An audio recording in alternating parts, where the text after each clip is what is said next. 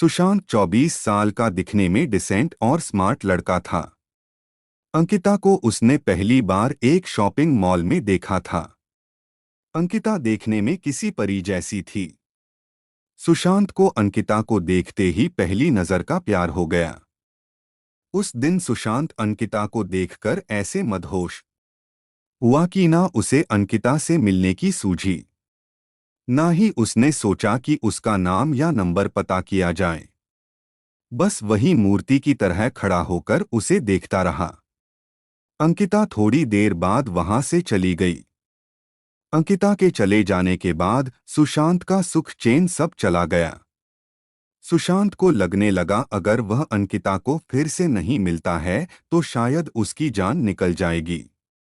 यह एहसास जितना दुखदाई था उतना ही अनोखा था। कहीं ना कहीं उसे ये सब अच्छा लग रहा था। शायद यह प्यार था, सच्चा प्यार। अंकिता को ढूंढने का और कोई जरिया था नहीं, इसलिए सुशांत अब हर दिन उसी मॉल में जाकर इंतजार करने लगा कि किसी दिन अंकिता वापस वहां आएगी तो वह उससे मिल पाएगा। पूरे 2 हफ्तों तक वह लगातार उस मॉल में जाता और पूरा पूरा दिन वहां पर अंकिता का इंतजार करता और हर आने जाने वाले लोगों पर नजर रखता। 2 हफ्ते बाद उसके सब्र का फल उसे मिला और एक दिन अचानक अंकिता खुद उसी के सामने आकर खड़ी हो गई। अचानक अंकिता को अपने सामने देख वो बहुत खुश हो गया और शॉक्ड भी। उसके मुंह से कोई शब्द नहीं फूट रहा था। जब काफी देर तक वह कुछ भी नहीं बोला तो अंकिता ने उसे कहा, क्या हुआ?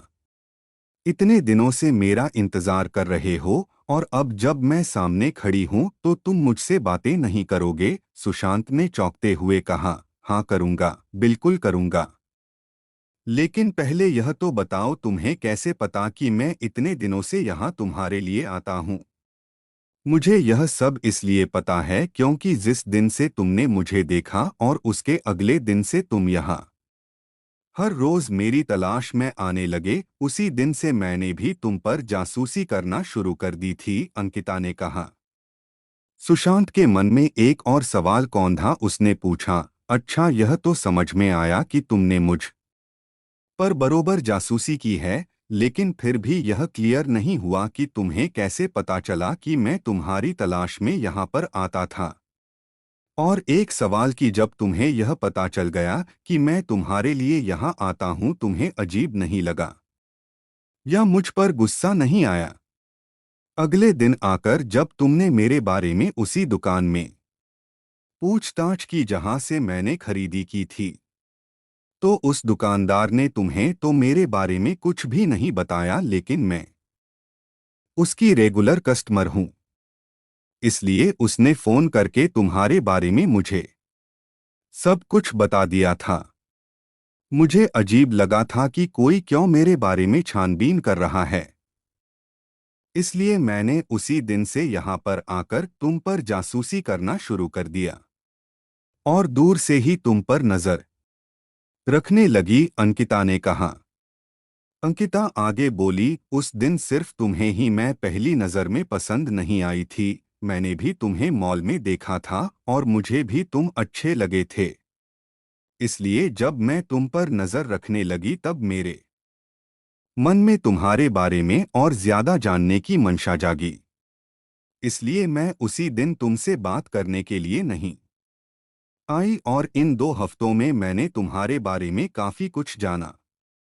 मुझे यह तो पता चल गया था कि तुम मुझे इसलिए खोज रहे हो क्योंकि तुम मुझसे प्यार करने लगे हो, लेकिन मुझे इस बात को कंफर्म करना था कि कहीं तुम्हारा प्यार सिर्फ शारीरिक आकर्षण तो नहीं है, जो अक्सर इस उम्र में हो जाया करता है।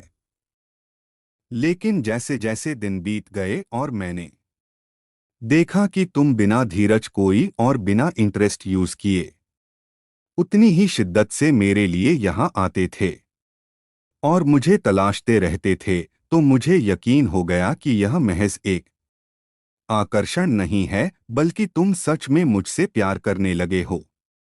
और इस बात को तब और ज्यादा मजबूती मिल गई जब मैंने देखा कि मॉल में मुझसे भी ज्यादा सुंदर लड़कियां तुम्हारे पास से गुजरती थी, लेकिन तुम उनमें सिर्फ मेरा चेहरा देखना चाहते थे। इन 2 हफ्तों में तुम पर नजरें रखते रखते मेरे दिल में भी तुम्हारे लिए प्यार जाग गया। और मेरा प्यार भी आकर्षण नहीं है, क्योंकि मुझे भी अब बिना तुम्हें देखे चैन नहीं आता है।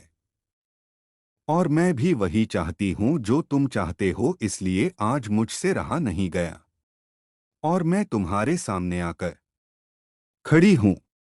सुशांत ने अंकिता को अपना नाम बताया और उसका नाम पूछा और उसे प्रपोज किया। अंकिता ने हाँ कहा और दोनों के ही चेहरों पर अपने सपनों के हमसफर से मिलने की खुशी चमक उठी और एक प्यारी सी क्यूट लव स्टोरी का हैप्पी एंडिंग हुआ।